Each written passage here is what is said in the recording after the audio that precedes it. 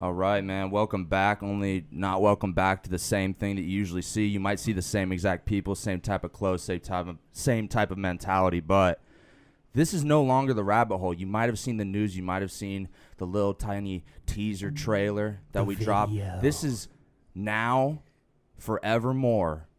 This podcast, it's called Real Handsome. Real Handsome. You guys fucking know why it's called that. Doesn't need an explanation. Think about it. Real Handsome. 4 dudes, 4 mics. Real Handsome. Doesn't need an explanation. For handsome guys. Just Yeah. tens, Handsome dude. guys. 4 dimes sitting in a room. We jumped into a Talk. pool with suits for you guys and for ourselves, I guess. I kind of liked it. It felt good. It felt really good. What an experience. I don't know if I've ever been in a pool with like clothing on to begin with. And the fact it was like a suit. You've never just jumped into a pool before? Like, with clothes on No, and been it pushed makes me down? really uncomfortable. Like wet clothing on myself makes me very uncomfortable. You've never once done that. I don't think so. Oh my god. Not to my recollection. I'm a That's a simp, shame. dude. I'm a simp. That was Simple fun, though, the other pools. day. Getting to, like, play out an idea that we all had, film it, edit it, put it out there. Hopefully y'all saw it. But, yeah, dude, full-on new rebrand, new segments. A Yeah. lot of it is the same type of just vibe. But Same energy. we're Fuck. living. Fuck the New York Times. Yeah. Fuck We 'em. don't need to be Fuck the New York associated any longer with the New York Times. Mm-mm. We've heard from you holes, or former holes, before about What do we call the fans now? Not as handsome as us. There's Uh, tier The below. lessers. The lesser handsomes. the uglies. The uglies. I would ride with that name. It's a good one. What, the uglies? Yeah. Okay. Well, here. There it is. There it is, Working. It's a folks. working title, so we don't have to. We'll take suggestions. Perfect. The mustaches. Should we try a segment? Should we try our hand at a segment? Let's do a segment that we brewed up. This is groundbreaking segmentry Mhm. right here. We're segment men's. So we're gonna do some events, some current events, some shit that's going on in the world today. Maybe not today. Maybe in the last month or so. In my case, but yeah, who wants to start? I got one.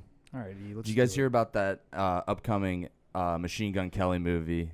I hate calling MGK, Machine Gun Kelly, whatever. I'm not even really a fan of his, but there's an upcoming movie called Good News that's based off like the life of like Juice WRLD, Mac Miller, and like Lil Peep. And there's been some outrage around it, especially from Mac Miller's family as well. Like his brother was like kind of outspoken about how it's an insensitive movie. Like you're kind of just playing off my brother's tragedy or whatever. Obviously, I don't think the movie's in production yet. I think they might be starting production this month. But wondering what your guys' thoughts on that are, if you side with like more of the McCormick family. What is it? Describe what it is about. I because wish I knew because it's in pre-production, but like I said, it's based off the lives of Juice WRLD, Mac Miller, and Lil Peep. All 3 of those ending in tragic. like just their tragic endings. timeline. Not necessarily.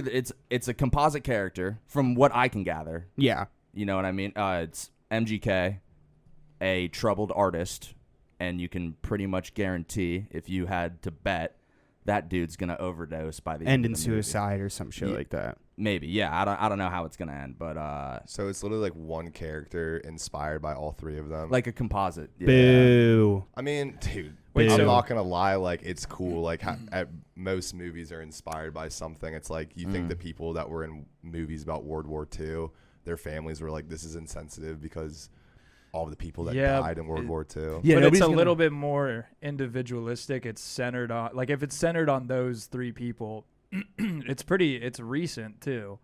It's like, people make autobiographies and war movies, well past the timing 50 years or of something the like tragedies or, whatever it is. So What's interesting about it is it's a dramatized like film for money. It'd be different for me if it was like a documentary fully exploring like the intricacies of these guys' lives, which I'm sure there's going to be a documentary for each one of the 3 of those guys. I think Lil Peep might already have one. He has But like a docu-series. I think to escape this like outcry of like, oh, this is insensitive, like you're just like kind of taking advantage of these guys' stories or whatever. Dude, just slap an in memoriam. Bit special thanks to these families and like say, yo, you guys fully inspired this. I think that's all that really you need to do to warrant you being able to put the movie out. But I don't think there's ever going to be a stop in the outcry of being like, oh, you guys are just profiting off of these guys' stories, which is what movies do. Yeah. As Cole said, everything's inspired by everything. You can't really. I think what really ticked it all off was when they named specifically the 3 people. Didn't just say a movie based around like overdosing in the music industry, but then it leads you to believe like who is it inspired by, and then it would be inspired by those 3 people. And it sounds like the McCormick family hasn't been probably contacted much about this, so that's another reason. Even an in memoriam, and then it's saying like, oh, thanks to this family. They'd probably look at that and be like, thanks for what? Like there was no. Dude, they should just start a foundation. Yeah, or just, put money. donate the money to charity. I think the McCormick family does have a foundation or whatever. No, I mean like Machine Gun Kelly. Oh, if, like he wants to make the movie. Oh yeah, he should be a maverick and be like, listen, studio heads, you will not profit off this film. We're donating it all to a charity, Machine Gun Kelly's Little Kellys. Dude, to be honest, Ew. let's bounce out of this a little bit. What are you guys' thoughts on Machine Gun Kelly? Because to be quite honest, I know he's an Ohio native. I think he's one of like the most annoying personalities, like kind of just like corny and doesn't have his own identity as an artist. I get that's what he is, and he expresses that you can't put me in a box. I'll be whatever I want to be. But to be honest, I look at that guy and I'm like, you are the most annoying human I think I could lay my eyes on. I don't in this like moment. Machine Gun Kelly. You're walking around with like this black stuff painted on your tongue for effect to like stick your tongue out. But what happens when you put your tongue in your mouth and walk around the award show for the rest of the time? Like that's not going to stay like that. So do you really literally have somebody walking around with you painting your tongue just because you want to be different? Or I like him, dude. I'm gonna go with the complete opposite. I think his music sucks, but I think he's fucking cool. Okay.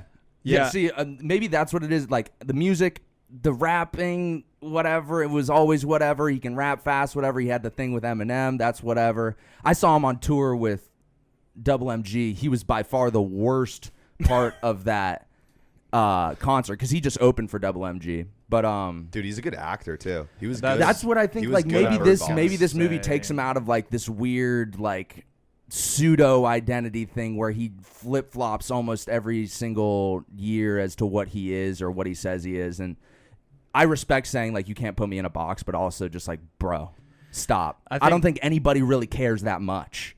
But somehow people do. We're talking about him right now. He's yeah. He is a better actor than anything else, but I agree mostly. I think like I'll put him in a box with G-Eazy as just like these corny dudes. G-Eazy's Too corny. the most corny. Yeah, corny G-Eazy is for sure more. Dude, I watched his corny. Open Door, like his architecture. Yeah, I think we was watched it his that. house or something? Oh my god, he calls it Jerryland, and he's walking around like easy Michael just Jackson. being like, It's just the attitude of dude, it's so weird. All he wants to do is It's like fuck he's- bitches. Yo, this is my and- bookshelf. I collect all my books, and it's actually kind of funny. That's actually, verbatim what he said. Yeah, verbatim. He's like, this is my bookshelf. I collect all my books, and it's actually pretty funny. I read all of them. The I fact read that every single if you need to one. tell people it's funny, I read all of these books. I actually read all my books. You don't read all your books. Yeah, that's true. You know what I mean? I think that's neither here nor there. This isn't the current event, but Yeah, Sam, what's your current event? Oh, my current event is a small Japanese town spent their like COVID relief funds, which was like $200,000 on a 29-foot squid sculpture. ooh, Their COVID relief Yes. fund. And this was a town. $200,000 In Japan, this was just like a town. a little town. They're like, okay, the Sounds- government gave us $200K. Sounds like the mayor knows what to do. this was a town Yes. in what country? Japan. How did it say anything about how dire the COVID situation was in that town? It was pretty bad. Oh, Like okay. supposedly, like the hospitals were like pretty packed. Like, it's a small town, so they obviously don't have the resources. Does the mayor, or whatever you're going to call it in Japanese, does he have a belief that potentially this statue is somewhat of a spiritual thing that might cure all of COVID? Because, that could come into play. It's a tourist trap. He thinks that this thing is like a so it's big not pull to their not town. A cleanser. So No. bring more bodies to populate the exactly. area to easier, or I To- don't know, to to make spread more the money. disease earlier. To make more money. I bet they had at least a percentage, like maybe a decimal of a percentage of the budget they spent on masks, and then they just line the statue with masks. Yeah, dirty. Or ones like that you walk can't up to even the wear. octopus the statue, and like each one of its like suckers or whatever like injects you with the vaccine. The vaccine. Like you just kind of put your Yes. arm up to it. Yes. Yeah. Dude, if like the squid was like, if there was like a deep rooted history of like this squid really meaning a lot to this community, and like they saw this squid as some type of like Spiritual animal. yeah, like It's what the Drew healing- was saying. the It's healing like component. if it really meant a lot to them, I would say like THC. they should have spent more money on the squid. Yeah. Like, Yeah. if they're just trying to get people to come to their town, then like, dude, they could have done so much other stuff without money. They do need Yeah. each tentacle to have a different vaccine. Yeah. That would be The kind of fights are. The entire 200K was spent on the statue. Oh, Yeah. so Now, no, what is the so no statue money. made out of? Is it? You said it was ceramic, It's probably ceramic of some sort.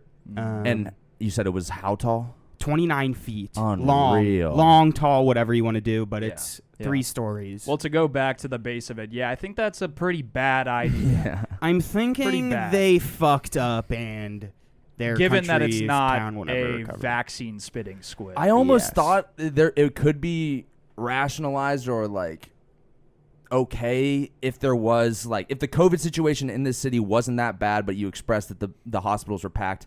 Let's say that the COVID situation was like next to nothing there, and they had this big giant surplus of money that the government gave them. I really don't care if they spend it on A squid. A squid. That sounds fine. But the fact that you were expressing it's not that great there. Yeah, it's Yeah. not good. What is the logic? Who even thought about it? Who voted on it? I don't know what the decision-making process is like, but when you wheel that fucking giant squid ceramic thing up, what is everybody thinking? Like, are the townspeople in on it?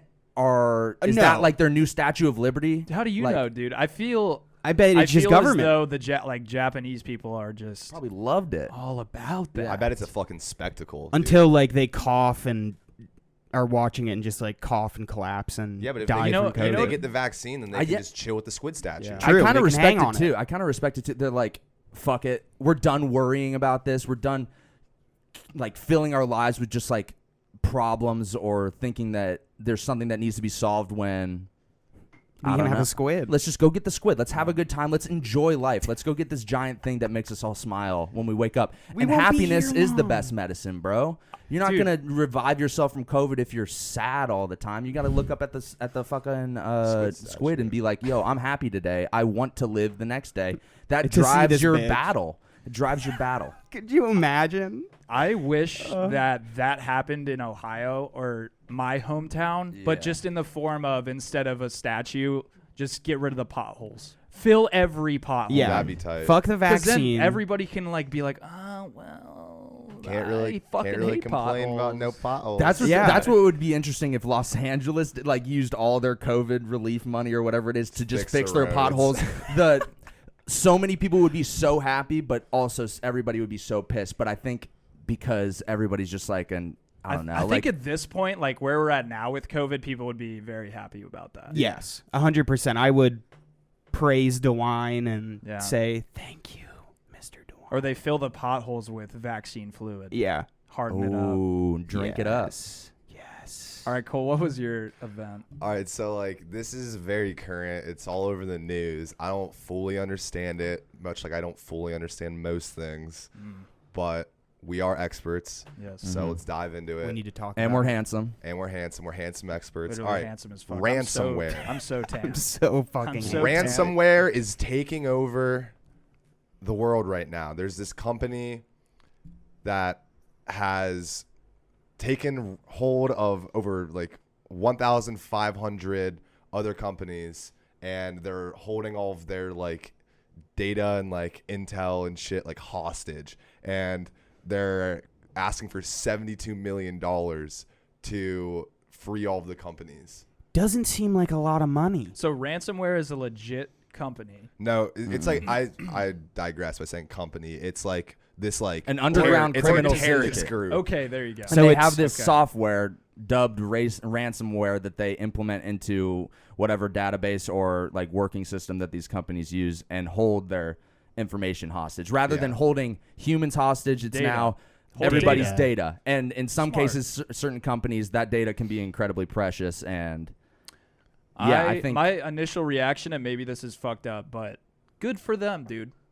Fuck it. Yeah, like, they're hackers. make a bag. how are these companies that their data is so precious and that they can't have it stolen? Like, how do you not have protection for that? They have zero Dude, security. Yo, It should cybersecurity's gone down since John McAfee died. be. Jesus. They need Julian Assange back in the States, dude. Get Edward Snowden on the horn. Dude, but- dude.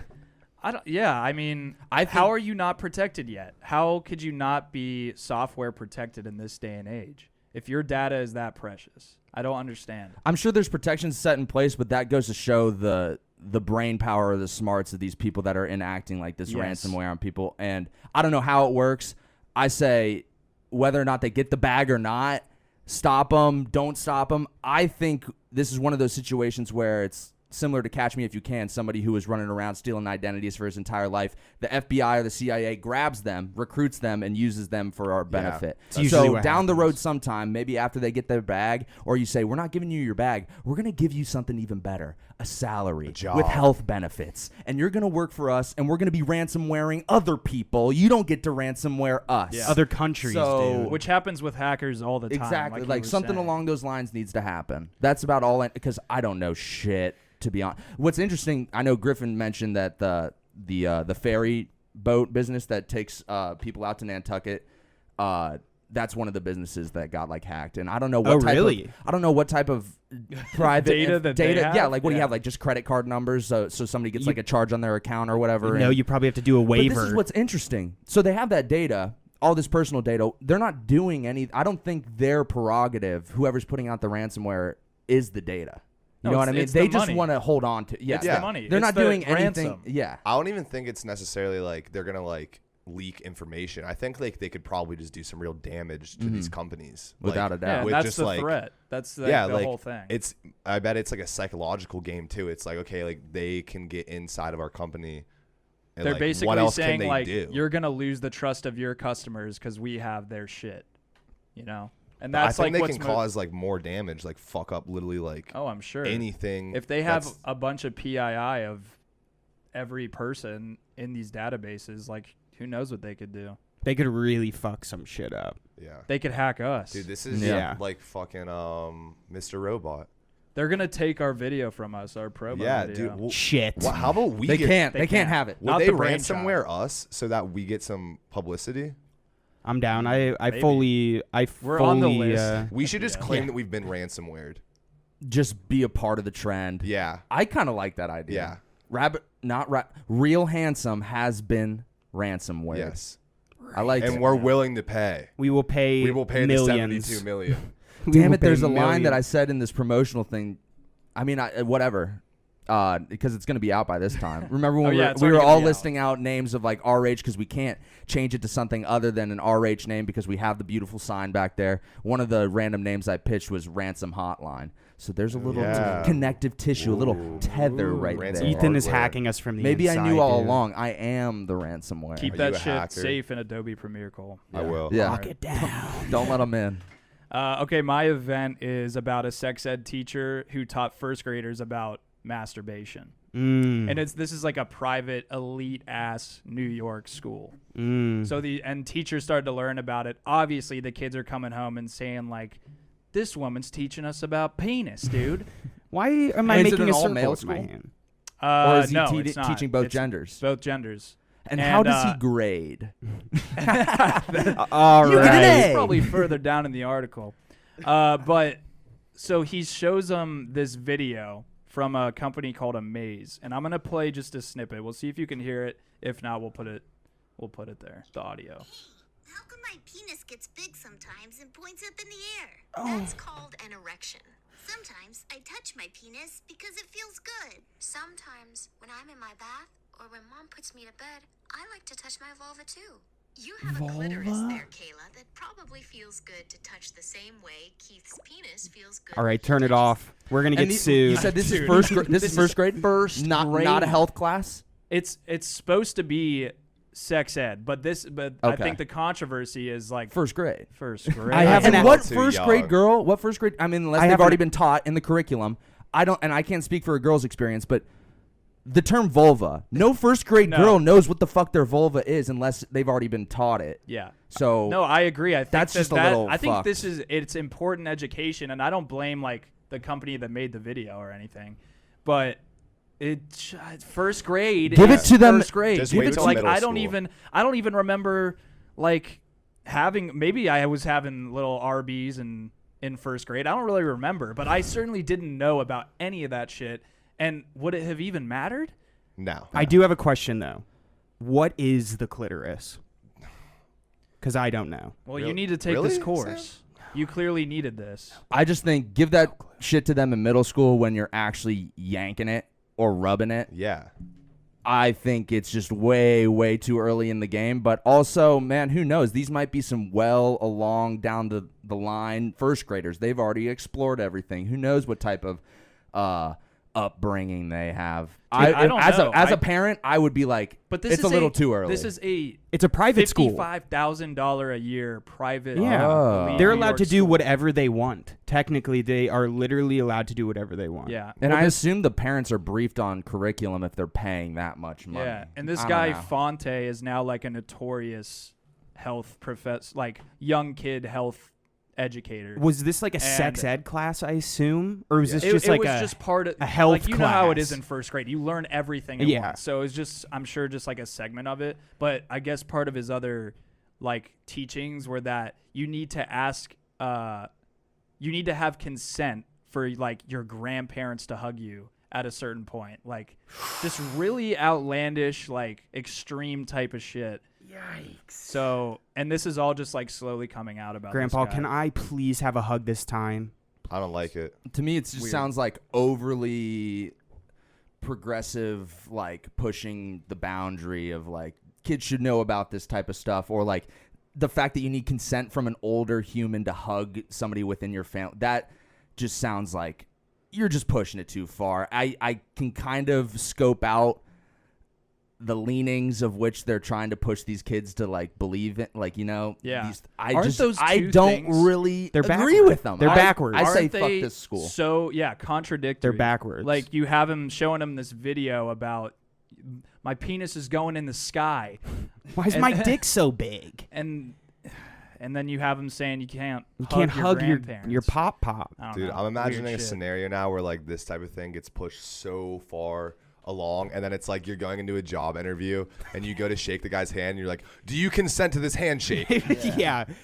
Sir, I'm legally not It's allowed like to getting touch to you a without point where we're consenting. all gonna be afraid to like do anything with anybody just because everybody's fucking afraid of. You can point somebody out and say, "Oh, he did this, this, and that to me," when in reality, oh, all you did was go in for a handshake or a hug touched without me consent. inappropriately. Like, we need to draw a line.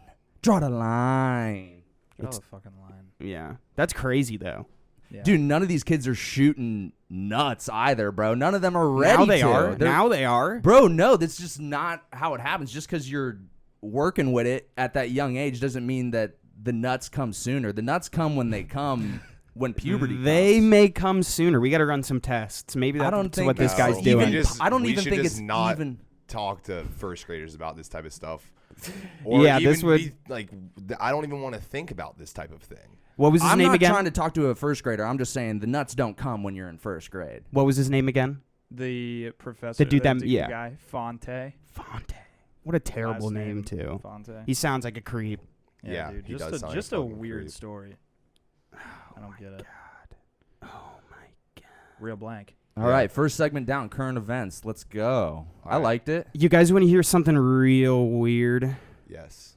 All right. So I was watching a video today, and there was this strange dynamic, and I've heard of it before. You've heard of love triangles. You've heard of polyamorous relationships, stuff like that. But this one was twin sisters banging the same dude. and I thought it was really fucking weird. I think I've seen this porn video. Yeah, it happens a lot. It's like there's one with like a mom and a sister, weird stuff like that. But this was real. This was Weird. legit. They finished each other's sentences. They like wanted to get pregnant at the same exact time. They like took their temperatures every night to make sure that they were like ovulating at the same time.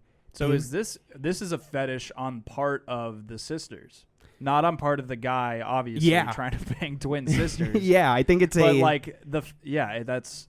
And if very they're like British and they're just, you watch them and you can tell it's just like, what all the Brits fuck are is perverts, so yeah, and their This one weird makes teeth, sense. dude. You know, I can appreciate people being open with their fetishes. For whatever reason, this doesn't sound too incredibly strange to me. The strangeness was like you were saying, they were timing everything up and they wanted to have It got babies really with the in same depth. guy. But Yeah. if you have a sister, and I mean, if you're the guy like Drew's saying, that's just a fantasy. Like, Yeah. you know, Oh, yeah, this no, dude this- banging twins. That's Yeah, like in all the every time. guy-centric comedy of all time. Oh, there's twins? Let's go. Like, you know what I Yeah. mean? Yeah. Let alone at the same I time. really don't even think this sounds too strange. But when they like fuck, it's pretty much like the dude fucks one and then fucks the other one right after. It's a threesome. Essentially, but Yeah. they're like in the same room. It's almost like a cuckold kind of situation Okay. Dude. Cuckold with the with the sisters. one of the sisters. Yeah, In I don't my know. brain- But she's probably okay. Here's how I guess Break it I down. see it for at least one of the girls. If she's looking at her sister if she's looking at her sister bang this guy, I feel like in her mind she's also banging him. Yes. And she's the same as her sister. She's watching herself bang the guy. The twin telepathy thing. Yeah. Like they That's can pretty weird. feel what the other one's Yeah. feeling. I think where it might get weird is if the two twin sisters start doing stuff to Threesomes each and other. shit. Well, Yeah. no, it already kind of is a threesome. yeah, no, that's like that when is they where start it's actually scissoring, then it's like getting into the incest type of Yeah. thing. But ultimately, a scissoring, there's no seed being passed. There's no next of kin No situation insertion. here. You're Nah. literally just Yeah. pleasing No, we're each other. crossing lines there. You can't. Do All that. I mean- want to say right now is this story doesn't sound too crazy if you've just been on Pornhub before. This just sounds like You know what I something mean? from Like Maury. it doesn't. This sound is that an wild. everyday situation. Okay, I scroll past it all the time, but Yeah. this is real fucking life. But if it's like the dude does the business with one chick and does the business with the other chick, I I think it's. can't fine. hate. Yeah, I think it's completely fine. If they have I just an open, consensual, and loving relationship, and yeah. I if just one of the sisters doesn't Does he murder marry? the other, Does he marry? well, that's the one? thing. They're both. I'm pretty They're sure both married to him. they're both a married to civil him. union between Oh. trice? Something, This is completely. but I think And it's honestly, to weird. me, it's starting to sound like they figured out life better than anyone. Yeah, 100%. And I just think it's weird. What I was gonna say though is like don't the like it. guy. I'm like we were talking about how it's like a fantasy. That fantasy probably very quickly becomes a living hell. Oh yeah, It's like, dude, you should see these you're- two. It's practically you're just dating the same person twice, and it's Yeah. like But then you're essentially just dating, dating one Well, person. all the great parts are doubled, yeah, obviously, but then all the very terrible aspects are Dude, doubled and as then well. yeah, buying gifts on birthdays, Christmas, Oh. all these different. You have to buy double, or fights they're one of those twice. chicks. They're one of those chicks where like, oh, I don't want the same gift as the other one, so you have to go find two individual gifts that work perfectly. No, they for want the both of same them. shit. Dude, they they wear don't- the same They shit. will Probably never do want decide the where same to shit. eat. So Ever. these chicks but are the clones. fight getting double bared down on the same fight would get. It's like it reminds me of like these like paparazzi pictures of Ben Affleck like smoking a cig on his balcony, and then like J-Lo comes out. Yeah. Like Except what the there's fuck two is going J-Los? on? Yeah. Yeah. Dude, sounds But he's awesome. smoking a cig and he's miserable. He's just depressed. Two and sad. J-Los. Dude, Fuck yeah. say less. All right, you guys want to hear something real disappointing? Yeah.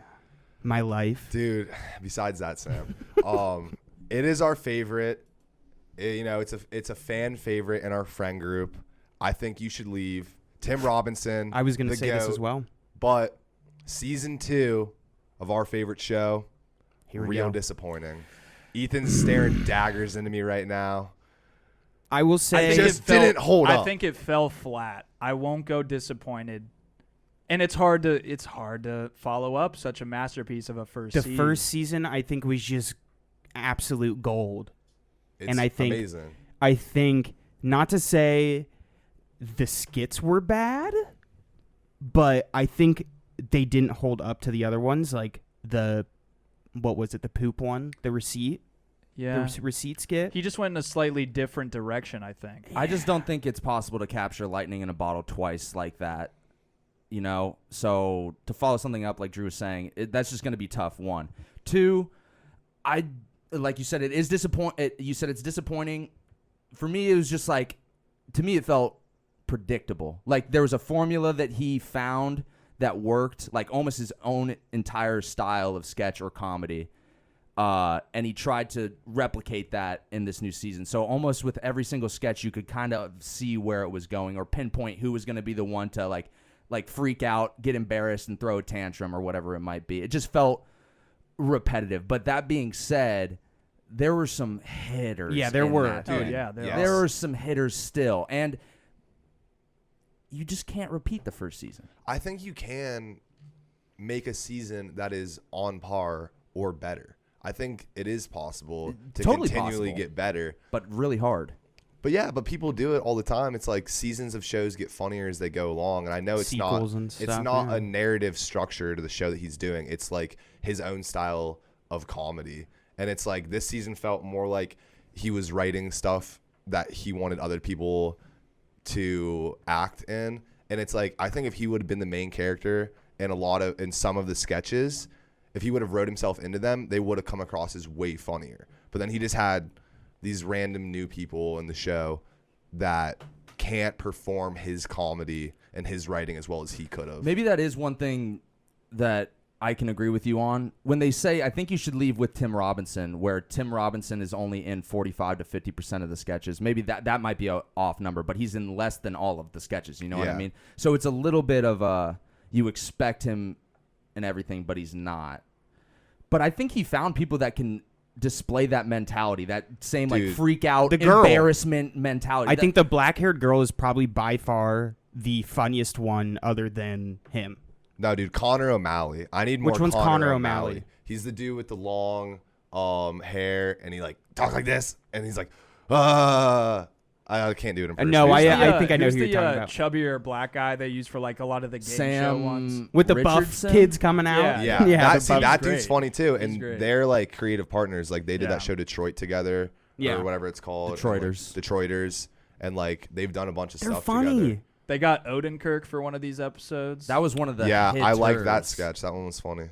Yeah. Yes, but I think the girl was probably the best combo with him. Yeah, that girl's hilarious. The Ford, like the Shark Tank one, where she's like, "I'm gonna eat ya," and it just cuts to another fucking dude of just being way too serious. Yeah, but overall, I was real disappointed. What would you give it Out of 10? Like a 6, 8, maybe less. And is a 6.8 disappoints you? Yeah, dude, that's like a D plus. well, It's in passing what's grade first? for me. What's the Did it first make you season? laugh? First Yeah, season. of course I laughed. I guess disappointment for me has to hit a different bar. Like disappointed for me, I need to literally be watching it and not liking it, like saying this is bad. Some of the stuff I didn't like though, honestly, because there was stuff that made me laugh and it was funny, but like some of the skits, I was like, dude, the little buff boys thing was just so like I was sitting there like, What the fuck what are is they going like? on? Why did dude? he put this in the I show? think it's supposed to make you cringe like that, and that's the whole point of him bringing up the CEO, who was like feeling the Dude, it same didn't exact make me cringy cringe though. feeling. It didn't make me cringe. I was literally just sitting there like feeling nothing. I was like, this is so unfunny that like I wish that he just That sucks. like I would have laughed harder if Tim Robinson just stood in a room and smiled at me. Just play the haunted house sketch over and over. That's That pretty would much all work. I wanted. That's my 2 cents though. Yeah. I agree, though. I think 70% of the show hitted. Hitted. Nice. You know what was real long? What? Real exhausting, I'll say. What? 4th of July weekend. Oh my god. Dude, just endless hot dogs, endless mac and cheese, Endless endless food. appetizers, endless pool, endless sun. And you're just basking in it the whole time. I just feel like I was melting. I don't know what your guys' experience was, but that was one of the longest weekends of my life. Yeah, that was fun but terrible. And we get we had the observed day You know, July 5th was like the observed day since we had it on a Sunday. Work was off. I had 2 Work of them. was It just off. felt like a marathon, dude, and it was exhausting. A lot of Tums. Oh, I ate so many Tums, dude. I woke up from Andrew's party and was about to feel like I was puking fucking vile from my stomach. Dude, yeah. And I ate 40 Tums. And bloated up like a fucking That's so balloon. many. The Tums I didn't eating eat 40. competition. Yeah. Dude, Tums just work, honestly, so fucking well. Beautiful. Like, I've said this before. If I could invest in Tums, I would, because I don't think there's any other product that just works almost immediately the way that Tums do. 5 minutes. Like, if you have a massive pounding headache and you take some Excedrin, you gotta still wait. got to wait like Gotta 30, wait. 45 minutes. And you're you have still to sitting suffer. there. When you eat a Tums, when heartburn is just raging and you're just burping and you can't even sleep because your heartburn is so bad because you ate an entire pot of pasta at 3 a.m. You can wake up at 8 a.m., pop 2 Tums, and you feel like a god. you're dude. like, oh my God, my stomach feels fine. I just now. know how much that hits for you. Oh, Yeah. it's the Like, realest I thing. know that's That's the realest that thing. is the truth. You can eat a pot of pasta at 3 a.m., eat Tums, and wake up at 8 a.m. and eat another pot of Exactly, pasta, you're and then totally eat more fine. Tums. Yeah, good. What do Way they to put in that recycle. shit? Anti-acid. Yeah, whatever What that the is. fuck? What is it? It's anti-acid. So it's not acid. It's what they're I get it. I actually have no idea. It's what they're putting in the Japanese squid statue. Yeah. No, but, What an But investment. anyway, yeah. I mean, you get it. You get the weekend kicked off with Chestnut, with the reigning champ. Watch Badlands. 14-time champion, more championships than any other national championship of anything ever. Who was it? Chestnut. Rafael Nadal, I think, Nadal was the next second. one. He had 13 French Open Yeah. titles. King of clay. I was a little disappointed with the ESPN broadcast of the hot dog. Terrible. Well, one, they lost feed halfway through, and I'm like, okay, I can deal with halfway through. Just come back. It's you come they did. But then you lose feed at a minute, and then you lose feed at 13 seconds left. and they didn't even talk They about didn't it. recap. They acted as if it didn't happen, and it lost feed at 13 seconds left when the man is 1 hot dog or 2 hot dogs away from his own record. I mean, it might not be as exciting as him beating somebody else's And for my record. over-under bet, dude. Yeah, like he beat his record, and they didn't have it on TV. That was one of the most botched broadcasts I think I've ever seen in my entire Talk about life. real disappointing. Yeah, real. I think what I mainly learned is to just never. You don't bet against Chestnut. You Why the can't. fuck would you? What did we And look, I did. What did we look up? The Learn my stats lesson. were He's like not human. he was literally increasing like 1 It's to 2 one a dogs year. every single time. And this time it was 2 dogs. Dude, when we were watching the broadcast, Sam just goes, "Oh my God, dude, he's doing 9 DPMs. yeah, bro, we got his per minute. 9 DPMs. dogs per minute, his dude. dogs DPMs. per minute were absolutely Crazy. throttling. Dude, his DPMs. Like we all ate those hot dogs for that one fastest dog down contest that we did, and none of us could really get it done in less than a minute. I think it was like 40 seconds. the We're bun to moving dog at- no, ratio. you did like a minute and I 41 did or much something. worse than last year. I am a 2-time champ, by the way, for everybody Shut out up. there, all you uglies.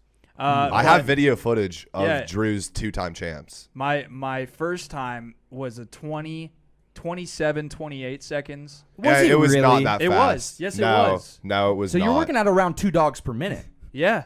Wow. 2 DPM. I'm not. This is not an exact stat, but I'm pretty sure in the video, I'm like, "What's up, dog?" And you go, 47 seconds. No, it's not. It's no way. I'm It's pr- 40 We'll seconds. run back I the will, tapes. I'll We'll put run a bet back on it the right now. Give tapes. me back my Chestnut money, $20. All right, I'm not giving you $20. I will give you $1, and then whatever the seconds is. That didn't change. And you said 47. I'm That's pretty sure 20 I said bucks. 47, dude. That's $20. no, that's $1.47. Oh, Wait, you what? sense. You cut him Cents? some change. Oh, you're a joke, dude. I will give you $1 and whatever the seconds that I you ate will the hot look dog forward is. to my dollar. I will give you. I'll review the footage. I'll give you some gold on my WoW account if you're correct. Oh, dude. Well, let's scrap it all. Let's just do that. But yeah, that I guess that's it. That's my. So real your weekend exhausting. was real long. real exhausting.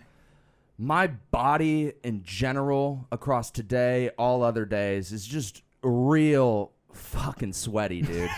It's summertime. 100%. The heat is pumping. I'm usually not in anything other than a sweatshirt just because I don't like showing that big rotund belly I gave myself over the past couple months. So I like to conceal. And by concealing, I heat up. So I'm outside, I'm sweating. I'm in here, I'm sweating. I'm in the gym. This is another thing. During like maybe like a 5 o'clock or a 12 o'clock where it's like those are the heavy hours. Even in the gym where air conditioning is pumping, it's just hot outside. Shit's just hot. So I'm real sweaty from the top of my brow down to my gooch loins. And I don't know how to stop it. I'm even in my room at night and I got the fan pumping on me. I'm still real sweaty. And you're sweating. Dude. I'm sweating. I'm grabbing Tums and sweating some more. I'm just real fucking sweaty. You ever tried the Gooch Loin ice pack? Gooch Is that really a thing? pack sounds soothing. It I don't sounds. know if I've tried it. It's more than soothing. It puts a chill up and down. Maybe the spine. shocking. It sounds smelly. It's Like you got a smelly ice pack Well, coming out. you got your one ice pack designated for the gooch, and then the other ice pack's designated for I don't know, like maybe knees a and stuff. you never Yeah. bring. I just throw it the in with the Gooch- ice cubes. The Gooch ice never comes near the nose. gooch pack stays Why would it? separated. I put it right next to the Hot Pockets, the bare unwrapped Hot Pockets. I set Yeah. it on top just to make it make sure it's really. But yeah, cold. those summer months, and we've been hit with this. Like it feels like a heat wave because it's just been hot as fuck. It's just fucking global warming, Been dude. sweat. Yeah. Yo, I do have like the worst back sweat ever though. Like when I'm literally like anytime I get in my car, dude, and sometimes when I'm going to like an important place where like I can't show up just drenched, my entire back Sweaty. just covered in sweat, I'll literally like put my chair down all the way so like my chair is like horizontal, and then like I'll like lift the back of my shirt up so that and like drive like hunched forward because I'm scared that I'm just gonna be a puddle of pool, sweat dude. when I get to my location. Me, myself, Cole, and a couple other friends. We went to play basketball the other day. Oh. Probably picked the worst fucking day. It was for like 95 the last. it was days, like few days. 95 and it felt like 112,000. But we play one. We start with one game to 11. We can't step foot on the court without like taking off basically our whole kits. But we play to 11. We're playing like pretty hard. We get done with the first game and it's a swimsuit. I'm in a swimsuit at that point. I'm in a swimsuit right now. I am too. My hands legs are so hot. sweaty. My hands are dripping. I remember you guys coming home and you were like 15, 20 minutes after like Yeah. going there, you're like had to end. Dude, We were tried to play a flushed. second Had game to end and it it. just turned into us like heat stroking around. But we got out of there. God damn. Even when we recorded the video, it was disgusting. It was hot, yeah. It was disgusting. Sweat is literally almost becoming not only a physical property or trait that I have, but an emotion. I feel sweat. Sweaty. When Yeah. I am sweaty, it's just a feeling. It's like you disgust. I am nothing but sweat right now. Holy cow. Ew. Yummy. Ew. I guess we can rant a little bit. Yeah, welcome to our But Yeah segment. We're going to get right into it. Is that cute for me to start? Yeah, do your thing, dude. You got it. Sam, I believe in you. You got this. Come on. This is the ASMR section. Ugh. That's my I don't sweat. like that one. That sounded disgusting with the headphones on, so I That's hope that you guys first grade enjoyed that. classroom, bro. Sam, give me that rant. That's though, jumping dog. up and down Uh, that gooch loin. Basically, I think I bought a gift card online for Kroger. A nice little $100 gift card just to go to the grocery, just 'cause. I had it on my phone, and I have like however many groceries, a decent amount. And basically, this bitch doesn't scan. There's a barcode, there's everything. They have to go through the process of like typing it in manually twice, which is like 20 numbers each time, getting somebody to swipe a fucking card. So my question is like, but why do you give me the option to fucking buy a gift card online that doesn't even fucking work? And that's it. That's stressful, man. Yeah. But yeah, I'm sorry you're feeling like that right now. I was so upset. Are they going to be able to dude. replace the gift card for you? I legit had to buy like a tangible like real gift card with the other gift card. Gross. Dude, That's to fucked. your problems. That gift cardception though, that's kind are of funny. so real. Yeah, that's It kinda was funny. Buy a gift card with stupid, dude. I hated it. But yeah, Kroger sucks. All right, dude. My rant. I'm like pissed about this, dude, because this just happened to me before I came here. Okay, so like last night driving home, my windshield is fucking fine, right? Like my windshield is pristine. It always has been. My windshield is pristine. I get in my car this morning to drive over here, like a fucking crack right at the base, and it's like a weird fucking crack. Like I'm like, what is this? I thought it was like a weird branch or something, and then like I feel it on the inside of my car, can't feel that it's cracked. Go outside, feel on the outside of the car, can't feel that it's cracked. It's like, is this crack like inside of the windshield? Is this like a multi-layered windshield? Is this like bulletproof glass? Like, and it's cracked. And then I started thinking about like when I was younger, this one time, like they were filming like a commercial on my street for like that company where it's like Safe Light Repair, Safe Light Replace. And I was like, dude, like I wish that I could go back to that day and like ask one of the dudes, like, how do you fucking fix this without having to call Safe Light? And it's like, also like, how did this happen? Like, how did my windshield get cracked? Probably in either my a rock fucking hit driveway. it or like a I have bump. an answer. I have a somewhat answer. So you probably had like a very hairline crack that you didn't notice before, like very small, and water got into it and like expanded and ended up Dude, cracking. I gotta from the show you guys inside. this crack, dude. It's the weirdest looking crack I've ever seen. Interesting. But Fuck yeah, it. you know, I'm just fucking upset about it. It's whatever. That does suck. Can though. you say the Safe Light slogan one more time? Yeah. There's a train going by, so I'm gonna scream it. Safe Light Repair, Safe Light Replace. Thank you. Yes. Sir. Okay, what I'm juiced up about today and kind of in the past week or so is job interviews. Mm. I'm Nobody in the middle likes of it them. right now, as you guys may know. Nobody likes them. And, dude, here's what I'll say. You got these lowly HR people taking the first look at your shit. Like, I think the bio for the people's jobs who are first looking at your interview, and this is no disrespect to, like, HR people out there, but I think their bio probably says, I'm at least 19.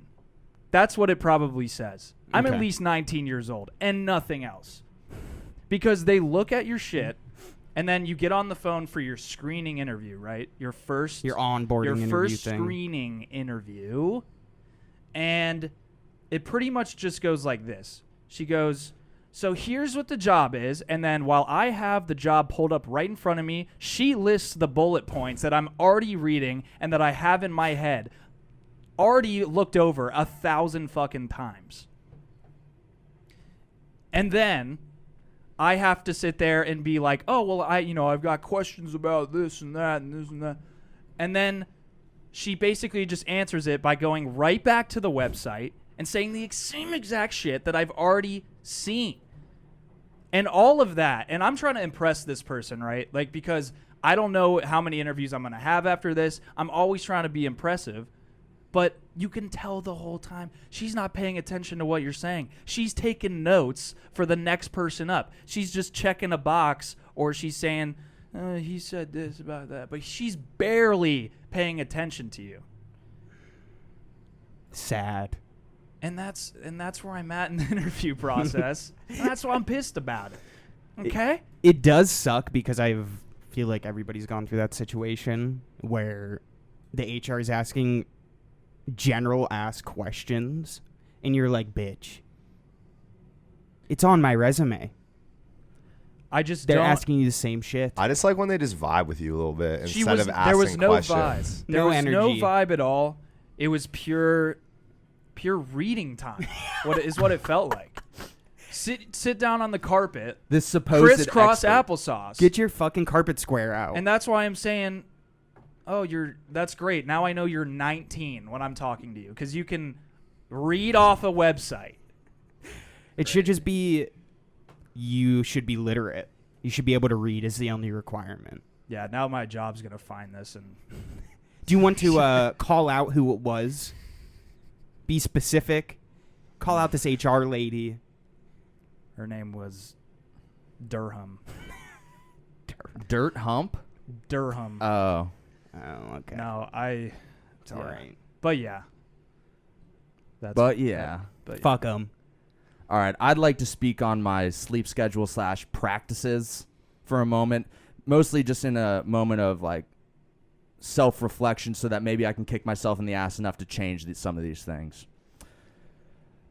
I came back into town probably over maybe getting close to a full year ago, and I still haven't fully switched into like the time zone that I'm in. I find myself every single night, probably around 3:30, 4 a.m., in the recliner watching a multitude of different shows, YouTube videos, movies, whatever it might be, stuffing my face with whatever might be at access around me.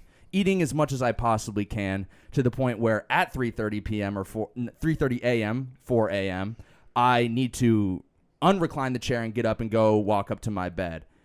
But at this time, I've stuffed myself with so much food that I can't even do like a crunch. Like I can't even move my body up and like work my legs at the same time to like get up out of the chair.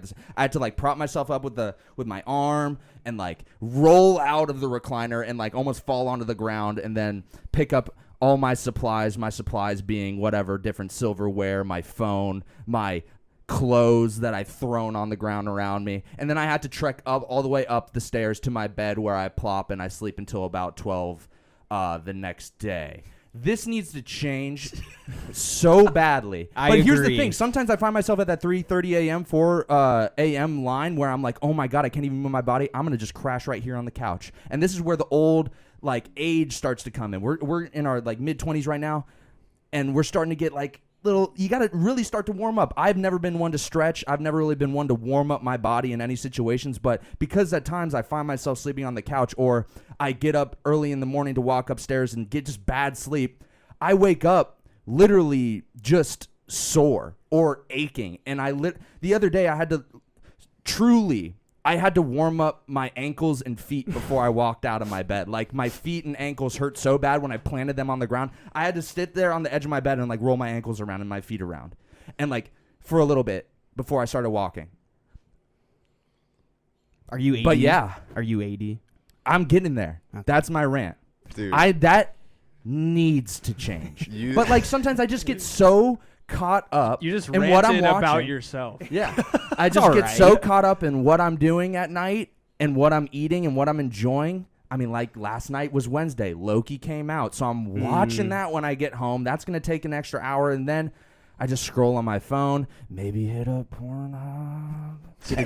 And then eventually realize that I can't be on this couch the rest of the night. And that's when the decision comes in. Do I go up to my room or do I stay on the couch? And then either way, I wake up feeling like poop. But yeah. You're an indulger. Nice. That's all it is. You give yourself I like the to be most. I like to be comfortable. I like what I like and I want it. You until want you regret it all it. the time, dude. And you're not going to stop yourself. No, unless somebody stops myself. That's why I'm putting it out here in the ether so everybody knows. So maybe when you come see me on the street, say, yo, Ethan, fix yourself. Or like, hold me accountable. I know nobody can hold me accountable at 4 a.m. in my basement, but for the love of God, if you're up at 4 a.m., just text me. I know I'm awake. I was just going to say, I'm just going to wake up and text you at 3. Go to your bed. Please. Hit the hay, bitch. That might work. I love how the way that your brain is selling this to yourself is by saying that you're still on California time. Yeah. Because when we lived in LA, you would always tell me, you're like, I'm bro, still on Ohio time. That's what's crazy, dude. See, I would wake up. This is unhuman for me. Like, the world does not exist before 10 a.m. for me. I would actually get up at like 7, 8 a.m. in Los Angeles because that's just one out of boredom when the quarantine hit and like there was nothing going on. Like, what are you going to do? Just lay in bed. Yeah. But that is truly inhuman for me. And it's funny. Like, I go there and I keep the sleep schedule and it's like almost right when I leave, I fully adapted. I'm and still now I'm on like California playing catch up with time. myself my entire life. And it's like, what are you going to do at 4 a.m. other than just jerk off, eat food, jerk off, and watch movies? Yeah, I agree. And then second guess life. Think about where your life is heading and just think about how pointless a lot of the shit you're doing is. But yeah. That was heavy. Hell yeah. Heavy, wrapped in hopefully some funny. It was just depressing as fuck. Oh, dude. Next sag. Yeah. So first time getting wasted. Crunk. I think this is an interesting one because It I don't think is. we've touched on. Are we saying like the first time that like you properly had a drink, Had or a- the first time that you got like sauced? Yeah. Ooh, And my time first time I sauce. drank was the first time I got sauce because obviously I feel like I drank a decent amount, and obviously it was my first time, so my tolerance was. Oh, so it was at an Applebee's when your dad gave you a sip of beer. Yeah. So when I was 4 years old, and my dad gave me a drop of beer, and I then you went didn't remember crazy. shit. You went nuts. Yeah. That actually was my first drink. Was when I was in 7th or 8th grade, and I was on a cruise, and everyone else around me was older and drunk. Mm-hmm. And my mom gave me smartly a dirty martini. It was my first drink. A dirty martini. What a disgusting Delicious. drink. And I took one sip of that shit, felt the olive inside of me squirming around, and acted blacked out the rest of the night. But also just fucking hated it. Yeah, dirty martinis are a miss, dude. And I was like, I'm never drinking. What a and my mom was like, terrible that's drink." right. That's right. Then you drank And 10 then years I- later. And then I Dude, I was like Carpet. in like up until like freshman year of high school, I was like, I'm never gonna drink. I'm never gonna smoke weed. I'm never gonna do any drugs. Like I had like this straight edge mentality in my brain.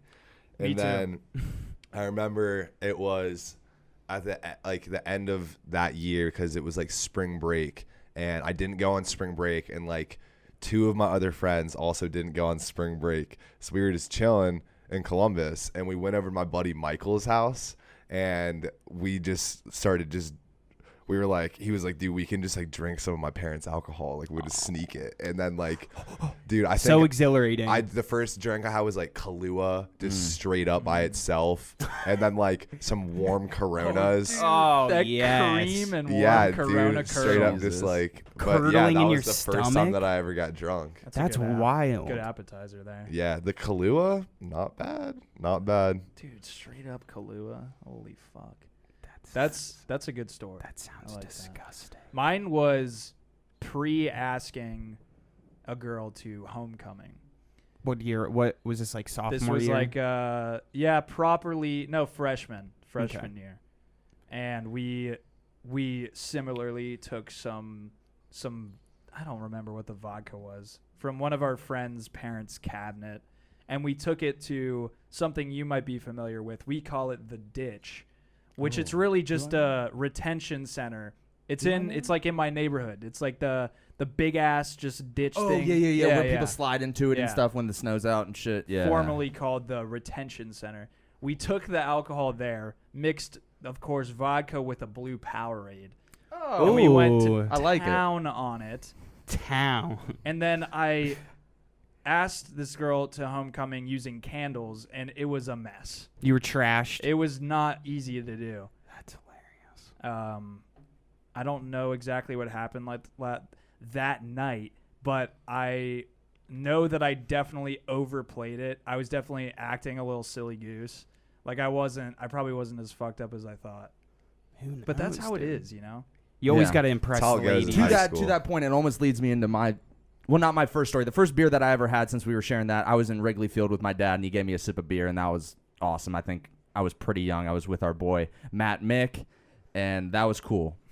Moving forward, similarly to Cole, very straight edge. I was big bitch throughout pretty much my entire adolescence up until junior year when I started to experiment with both weed and alcohol. The first time I ever actually like housed some beers down and got drunk, and I hope I'm not incriminating you, Drew. No. They It know was at your parents' house. they know the story. We had this case Oh, of Bud no. Light, and I remember thinking like, all right, first time drinking, you just got to go for it. And I distinctively remember like how easy the beers were going down. Like I was thinking, this is the easiest thing I've ever done in my life. Like I'm drinking these beers so quick.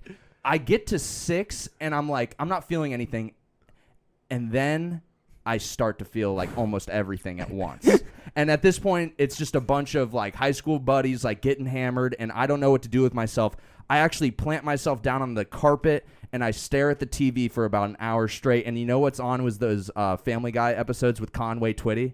Oh and my they cut to god. him. I was enamored with this stuff. Like I was just so Holy enveloped by I it. have an so- iconic picture we need- of him staring at Conway Twitty. He's like not even crisscross applesauce. He's like monk style on the Yeah. floor, just looking at it. Praising. We might need to post it on the Instagram. Yeah, maybe I'll find. we the might, pic. might need to I'll put it find up there. But like, I remember we were all wearing like bucket hats. I was running around in my boxers too. We could post a lot of pictures. From Dude, that that we night- got some weird pictures. That was definitely the first night, and I remember because everybody kind of has, I don't know, maybe not for you guys, but I'm sure you guys or somebody else out there can relate. That argument that you have with your self-conscious or like inside your head the first night that you're gonna drink, like, oh my god, I'm gonna do it. When like Yeah. when your buddy told you, oh, we can drink my parents' alcohol, like that rush, that excitement, that paranoia. It's exciting anxiety. And you're like, am I about to Yeah. do it? Am I about to do it? And then you break the seal and you fucking start chugging. Then you're on your sixth because you think you're a big man. Big and man. you're not. And you're watching Conway Twitty for an hour. Holy shit. That was definitely, but sounds like a a shroom trip. great first experience. It literally I couldn't sounds like a have asked for psychedelic better, drug. couldn't have asked for a better like shoe head into Drinking. the drinking. We can get into first weed stories maybe next week. I know Oh. Drew knows this Oh, yeah. one. I have some great. or similarly Homecoming. happened. Similarly happened Asking. in my basement as well. Yeah, I mean, I think I just was shaped into the man I am today from being in Drew's basement. All the bad shit happened Everything there. I tried for the first time might have been in Drew's basement. Oh, dude. You grew up. That's fucking hilarious. Including heroin. Yes. Yeah. All right. Including black tar heroin. Nice, dude. Am I up? You're up. I can start from the very beginning. I think it was sophomore year. I bought like a crossbow from Played Against Sports, and basically like, oh, it'll make sense. Did you rob a convenience store with a It- crossbow? It comes around full circle.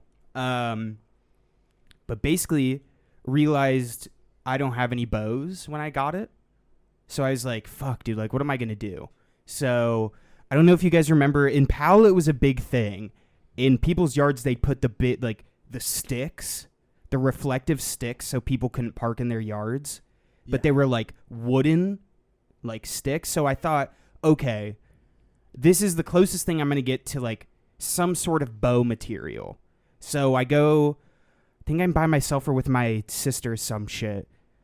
I get like an X-Acto knife, and I'm like, I got to split this thing down the middle and the back to like have it like wrap around the crossbow or whatever the fuck you want to call it to like pull it back. In doing this, I like completely slice open like my finger, and I'm like gushing blood. And the friends I had at that time were like planned out like the week before, like, okay, I'm going to get alcohol and we're going to drink and get drunk for the first time. And it was like Smirnoff Dragonberry, Oh yeah. which was fucking terrible, dude. It was, at the time, I thought it was really good because it was flavored. Dude, remember when everybody used to walk around with like 99 apples, bananas? Yeah. It was the worst shit in the world. And it was like rubbing alcohol with a hint of fruit flavor, basically. Terrible. So my hand was like bandaged up from this crossbow bow making incident. And we start slugging. Yeah. So we're drinking. And if you don't know, like, drinking, and I had no clue at this time, like, thins out your blood a lot. So I'm, like, 2 drinks down, like, pretty sauced. All of a sudden, I look down at my hand, and, like, the wrap on it was, like, soaked in blood.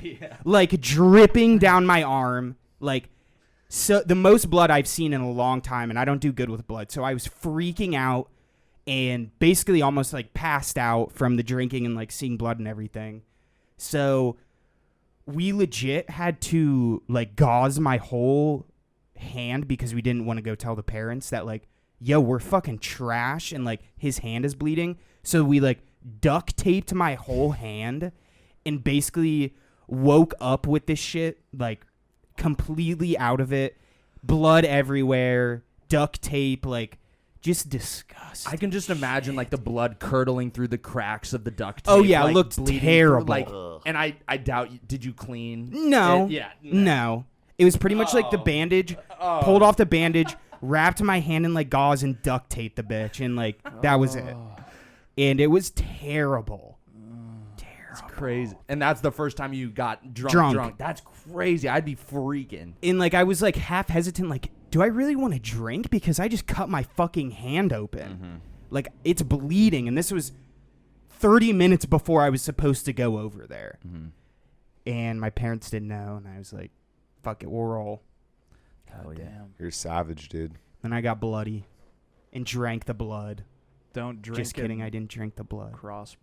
Crossbow. Don't. It was drink in like a crossbow. compound bow, like a kid compound bow, if you can think of it like that. Dude, back in the day, just on the topic of drinking, like the things that you would do to sneak stuff into a concert, you know?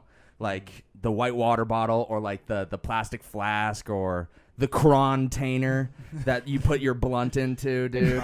Dude, The Cron well, I want to save that story for next week. Save it. But We can do weed holy stories shit, next a week. the stories about sneaking weed into concerts. But this does Dude, kind of transition I would us just do into it our in my top. underwear.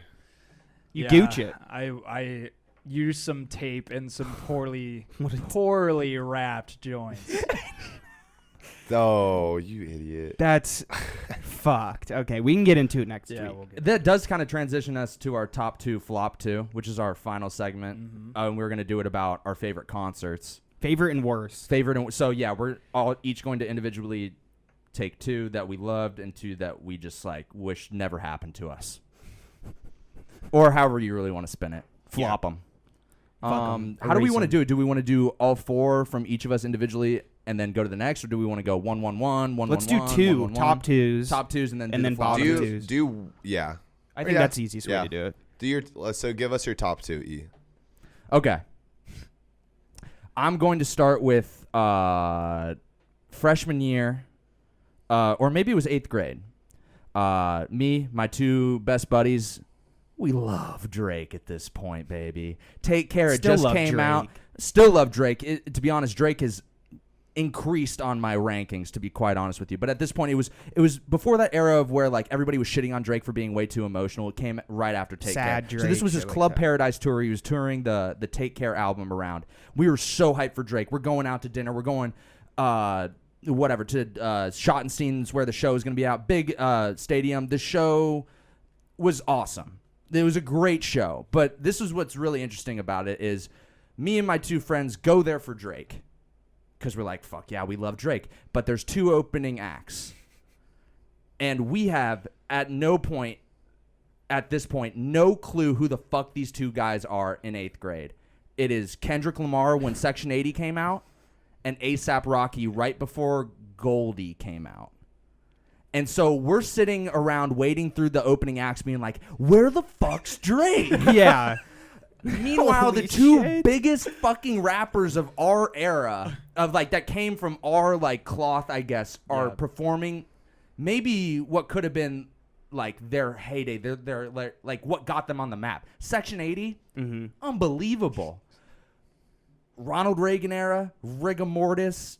What's the High Power. High Power. What's the one? ADHD. R.I.P. Aaliyah. R.I.P. Oh, that song. Bitch.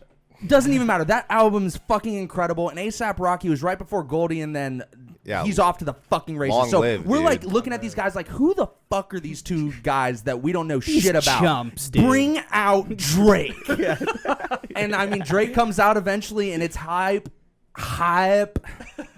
Drake. It's great. It's a great time. And to be honest, in retrospect, this is how you do like when you see a stroke of genius or someone who is a musical genius. Even though we were kind of over it in those opening acts, listening to Kendrick Lamar do all of Section 80, we were like bobbing our heads. We're like, this is good. We're gonna have. And it's funny because I go home the next day and I just start listening to those 2 guys like almost exclusively from there on out. Yeah. So that was an awesome concert. One, because we got our big boy Drake out there, got what we wanted, and got introduced to some really cool new artists that are still around today and still Can't killing believe you're it. saying new.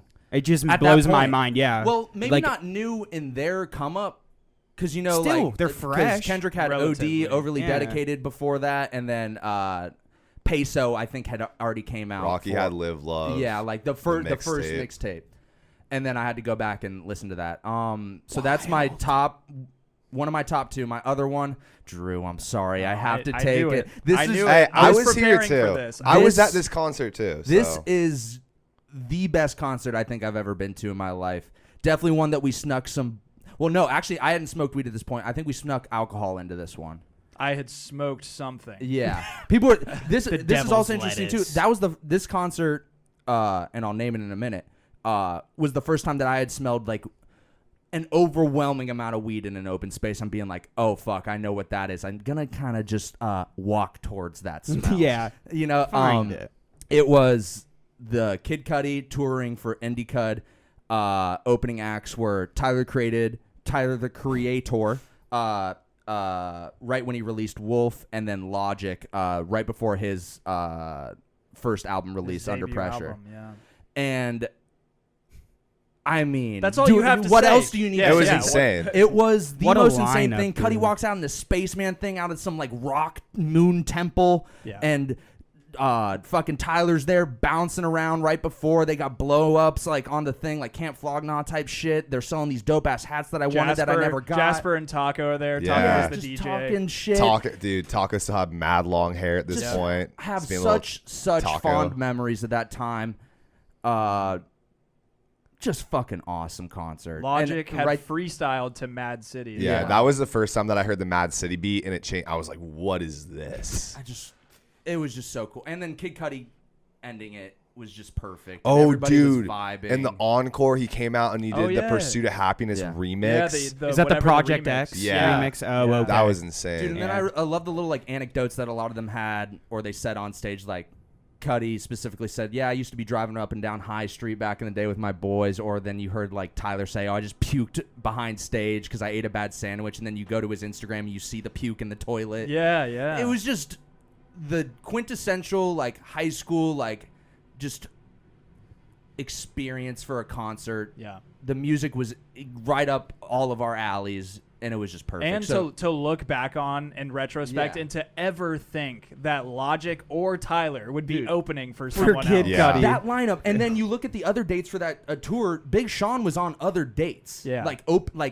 This was star studded. Yeah. Oh, That's and cool. let's not forget Chip the Ripper came out Yes. too with Oh Cudi. yeah. Yeah, Chip dude. the Ripper, Big dude. Chip fan. Holy The Cleveland shit. boys. Yeah.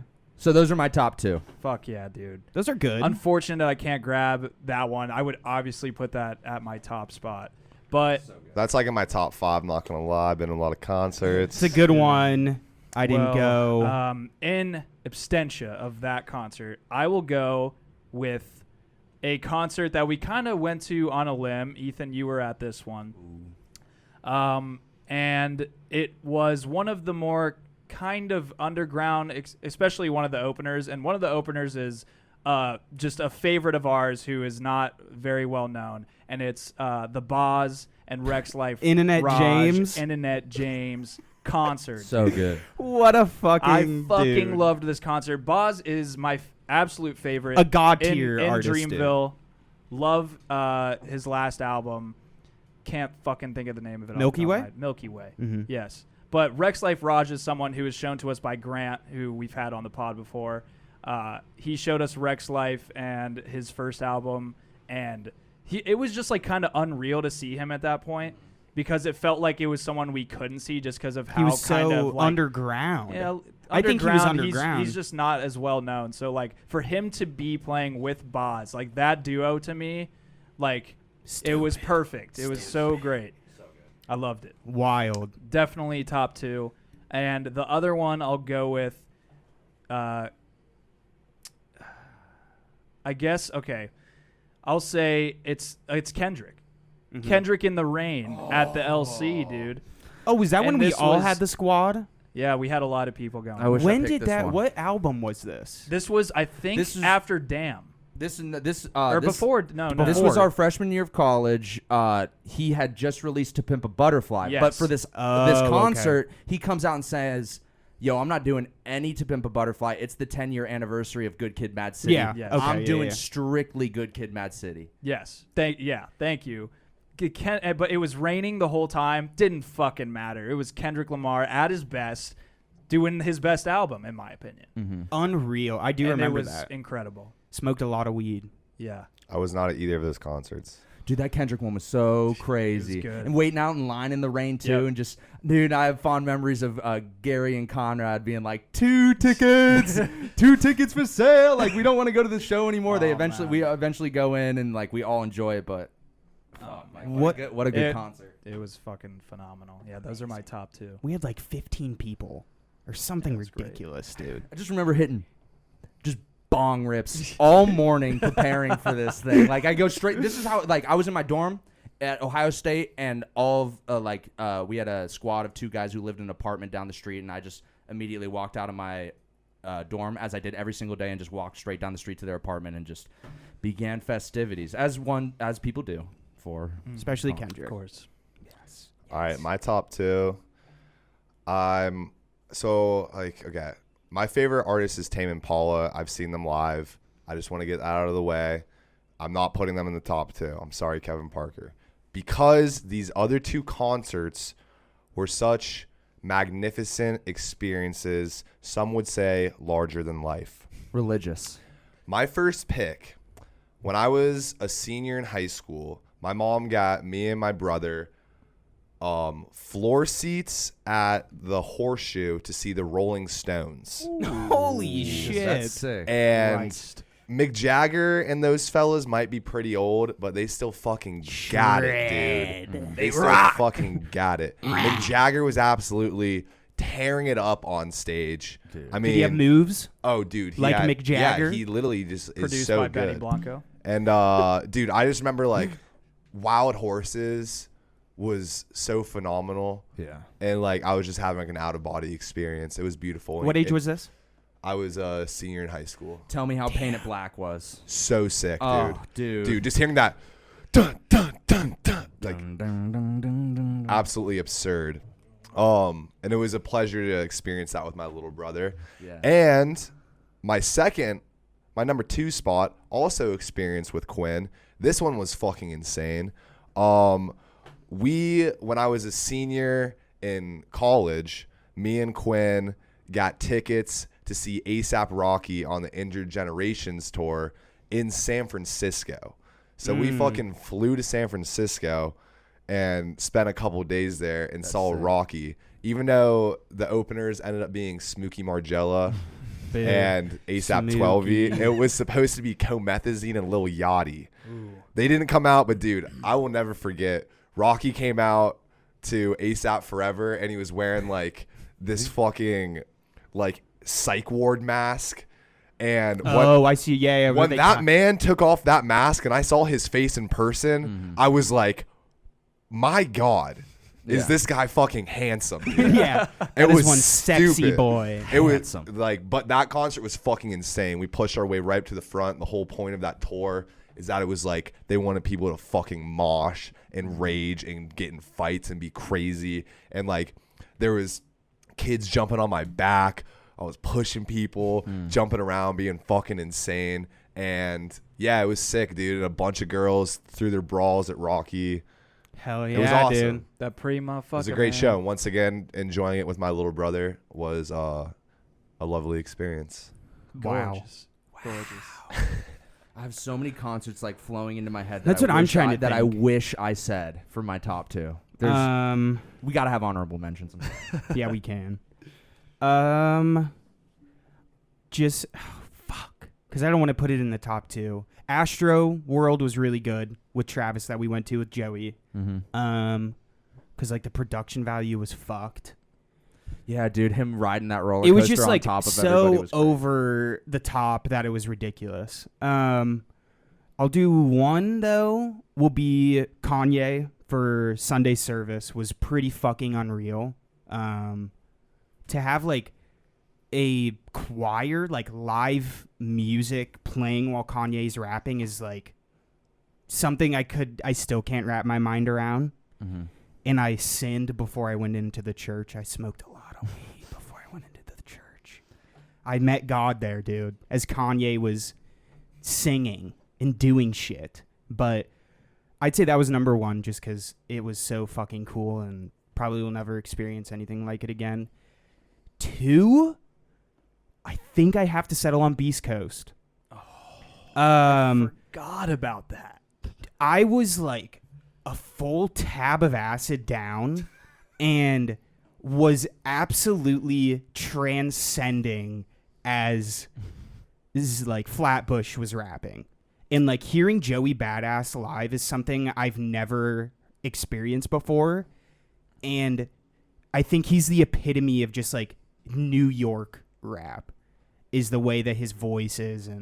But the fucking combination of Flatbush and Underachievers Nick and Caution, CJ Nick Fly. Caution, yeah, it was just like, what the fuck am I doing here, dude?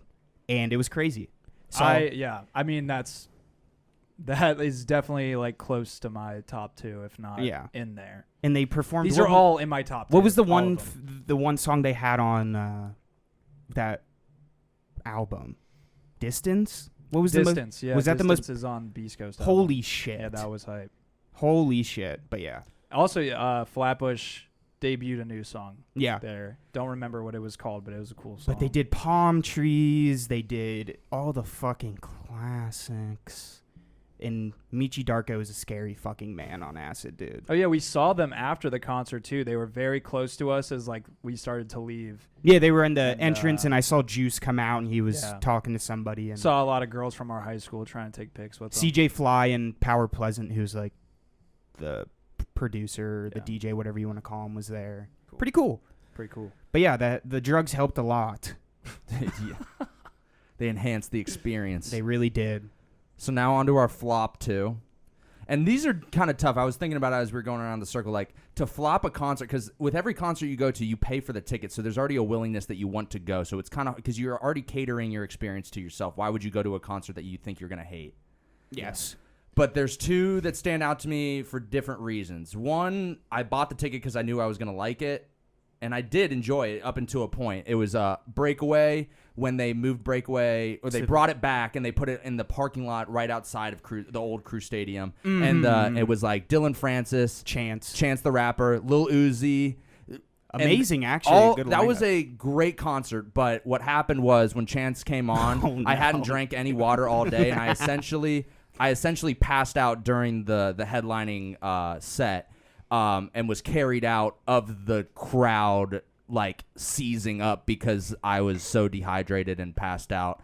And then I remember, this is gonna sound pretty, you know what? I might not even say it because it's kind of insensitive. But like, I didn't experience this. I was being carried out of the crowd, but then when it came to outside of the crowd, I was drinking water. Whoever carried me out and Griffin were there, and they were explaining to me what happened and how I was like kind of like you know when you pass out you kind of like twitch a little bit. Yeah. Apparently some kid yelled out as I was being carried out. They asked if I was like mentally retarded. Oh, yeah, that's right. Verbatim, that's what they said. Is that kid retarded? Is what they said. Verbatim. I'm just quoting. I'm not. I was simply just dehydrated and did not prepare myself for success. So that's my flop. One of my flops. I liked the concert. I just didn't handle it well. Second flop, and I'm sorry, Drew. God I know you're damn gonna take it, this dude. one. I was also there. Stop not including me. Sorry, shit. Drew. I mean, I don't know, because I went there We with went Drew, so I know. together Yeah. to both of those. We all went together. You I guys think- You guys don't even remember me. Some uglies out there, our listeners, might know of a touring show that comes around every couple years. I don't know if it still goes on anymore, but Life in Color, in which it does. This is a situation where I bought a ticket to a concert where I knew already that I hated the music. So it was really just to go and and- Cash really just to Cab. go Yeah. and dance with chicks, be with your friends, get drunk or whatever, and have a good time. And that's what I thought was going to happen. We pregame at Drew's house, per usual, as we explained earlier in the podcast. I take a nap on Drew's floor because I'm so drunk, and then we go to the concert. We're there. I'm thinking I'm going to have a great time until the paint starts spraying on you. And this paint is like acid. It's like what I imagine in Jurassic Park when those dinosaurs like open up and they spray that shit on you. That's what it felt like in my eyes. And then we were thinking we were all smart before the concert. We're like, okay, there's going to be paint. Like, we want to make sure the phones are safe. Let's put them in somebody's bag. So we just stupidly throw our phones into a drawstring bag, like don't like really ziplock them up. It's just like in this thing that all the paint seeped into. Sitting at the so bottom it's in with a paint. soup of all of our phones are in like a soup of paint at the bottom of this thing, and we don't get our phones back until the end, and we realize like, oh fuck, all of our phones are toast. So that concert sucked.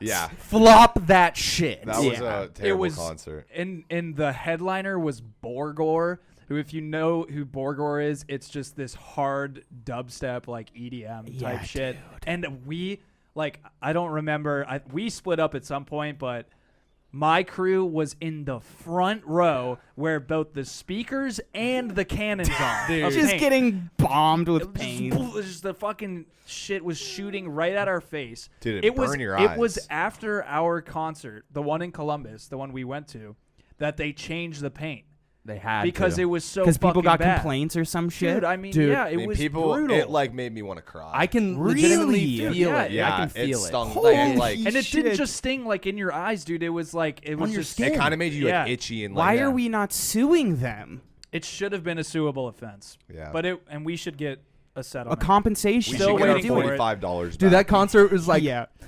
all the preparation for music that I hated. I remember.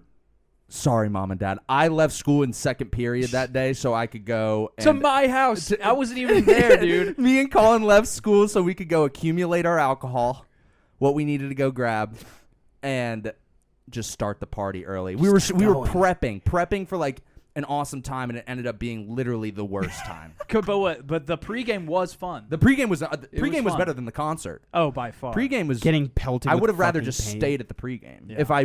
if I knew what was to come. Yeah. Flop that shit. Life Big- in Color, I big don't think flop. exists anymore. Big so flop. good for you guys. And now I have honorable mentions for my favorite concerts. Should we I can go save- back around. save them? We'll go- Let's go yeah. back around. I hate even saying flop too, because again, like you were You saying, pay for them. you're paying for it, and these aren't necessary. I haven't been to like terrible concerts, so these are not even necessarily bad, but they're just kind of the worst experiences. They're kind of So terrible. number one is, well, not number one, but just one of them is a J. Cole show that we went to after your house, Ethan. And the only real reason for it, it was great. He was awesome, and it was right after he had released Forest Hills Drive, Great his album. best album. Yeah. However, I had gotten a little bit too high to be in the pit at the time, and we had a friend there with us who had like a joint with him or a blunt, and the lights come on before J. Cole even comes out. They shine right at our group. Holy sh! And our friend is holding up the joint and Oh. just taking these rips of it, these chain rips of it, and then I'm like, oh, I'm just like looking around, Paranoid. a little paranoid, and I had to like get out of there. So I just like Holy walked shit. out to get near some water, and I got next to a water fountain, sat down there for like a quarter of the concert, but.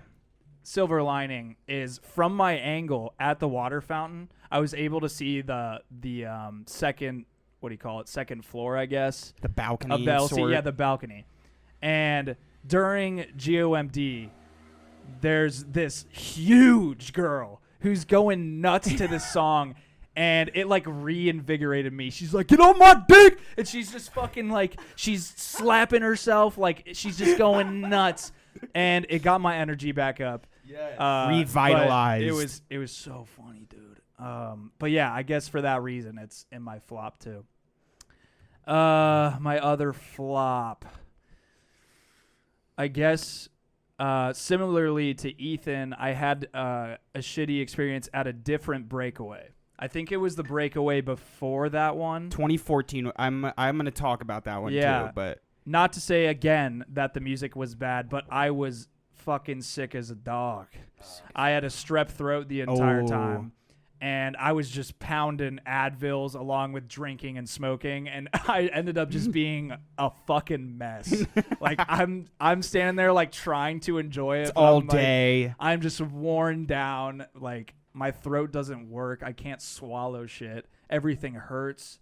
It was brutal, but Young Thug killed it at that shit. And I will say I've seen Young Thug That was a lot. after That was the Chance the Rapper one. I don't know, dude. Young Thug's been there a couple times. Really? Yeah. Young Thug wasn't at the first one, I don't think. Well, I don't know when it was. I don't remember. But I don't all I know think. is those are the only real reasons. Nothing to do with the music necessarily. So Just sick as a dog. All right, my flop one, quick story. Got nothing to say about it. Walk the Moon, Panic at the Disco. We saw Walk the Moon.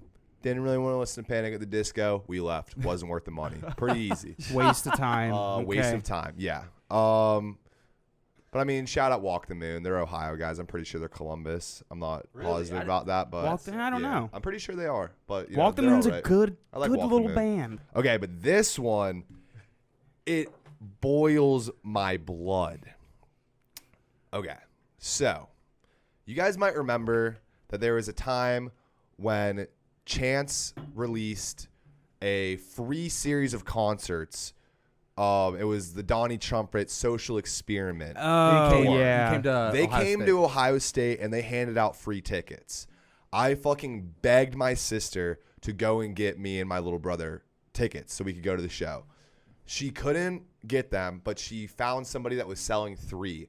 Mm-hmm. So she bought them, and then me, my brother Quinn, and his friend Hall all paid $40 for these tickets.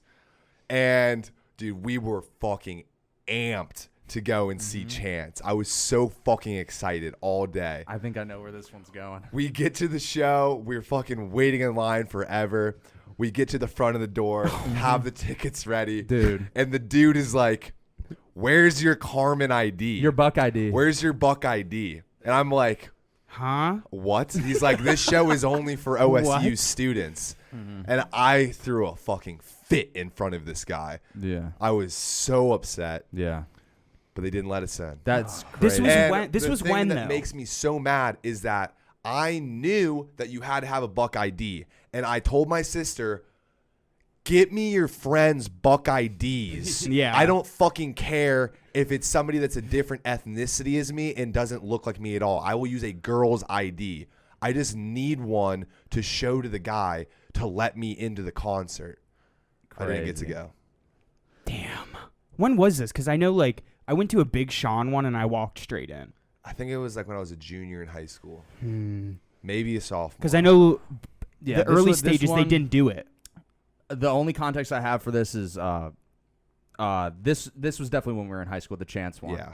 The Big Sean one was our freshman year. Mm-hmm. And then I skipped forward in time. There was a Gambino one in the same South Oval. With that was Skrillex or something? Was no, it, or no, was it that was a different Juicy one? J and Gambino. Oh, okay. And then some other, maybe even the Chainsmokers before they were like huge. I think you're right. Because we were in high school.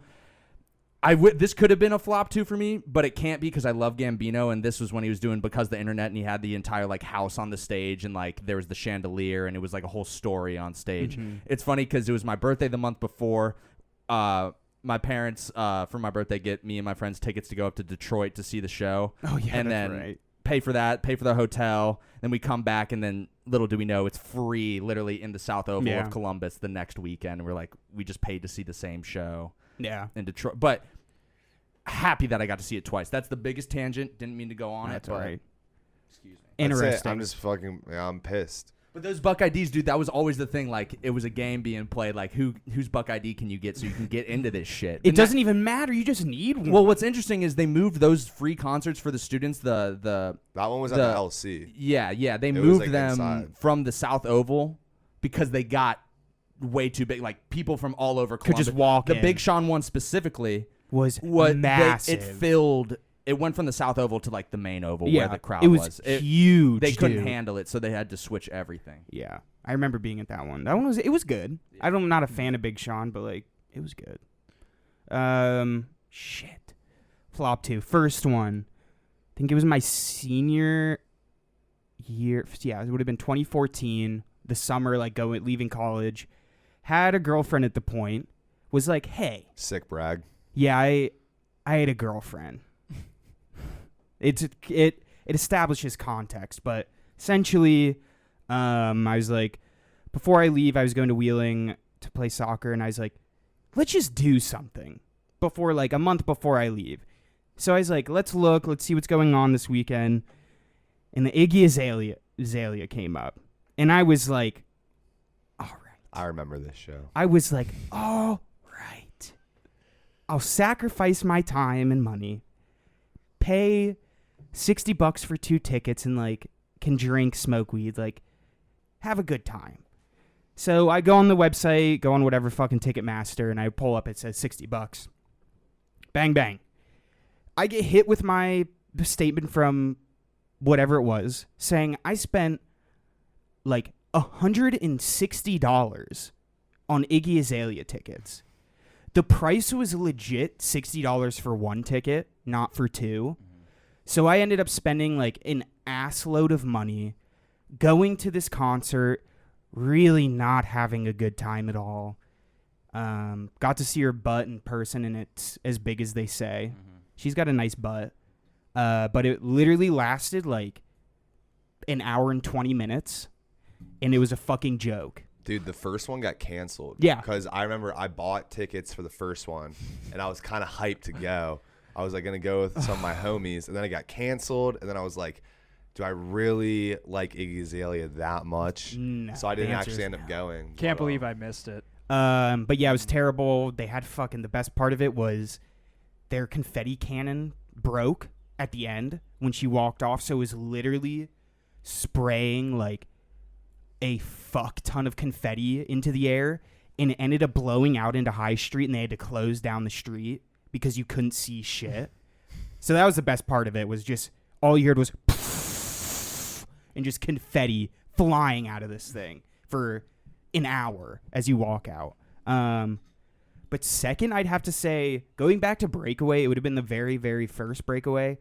It was like, we can get into it next week, but I smoked for the first time, and I smoked like a very excessive amount. And basically, my first time with smoking and like base nectar for the first time just sent me into a downward spiral, and holy fuck. I walked out like really not knowing what the fuck was going on, and was way too high, freaked out. And yeah, got driven home by people and wore sunglasses into my house because I was so fucked up.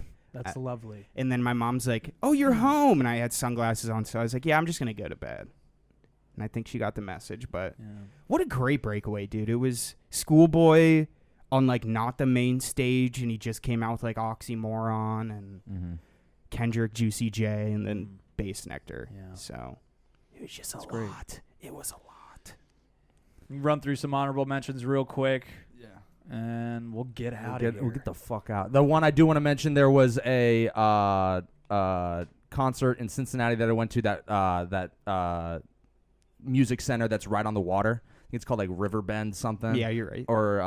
But it was really cool because it was so many different acts. One, I saw it was A$AP Rocky and all of A$AP Mob, and Beast Coast was there, but it was more of a Joey Badass show. But what was sweet was all of Beast Coast was like kind of walking throughout the stadium seating. Yeah. Because how this place works is there's the big giant grass lawn in the back, and then the seating, and then the small little pit. And these guys were just like walking around and taking pictures with fans. So me and a few of my friends got a picture with Kirk Knight in the stands, and that was really cool.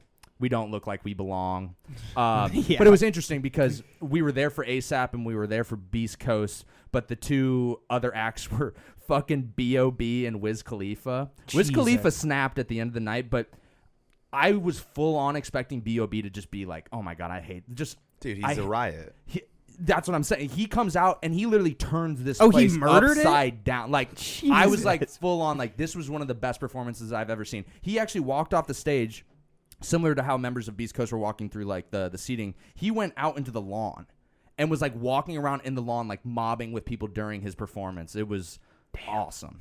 B.O.B. And then I was gonna say the Gambino because the internet tour concert, because he but I already mentioned it. But what was really cool about this concert is they designed an app for everybody that got a ticket, and during the pre-show or when the DJ was like getting people hyped up, you could type stuff or like draw something on the app and it would show up on the stage. So in the background, like, drawing like absolutely dicks and stuff. It got ridiculous, but like it was really cool because at that time he was all about like world building, creating websites where you could find Easter eggs for music, creating apps so the fans can like integrate and just be more connected or whatever. And that was one of the really cool apps that we were just fucking around with, and then mobbing around Detroit afterwards, and then seeing it for free a week later. That was it. Yeah.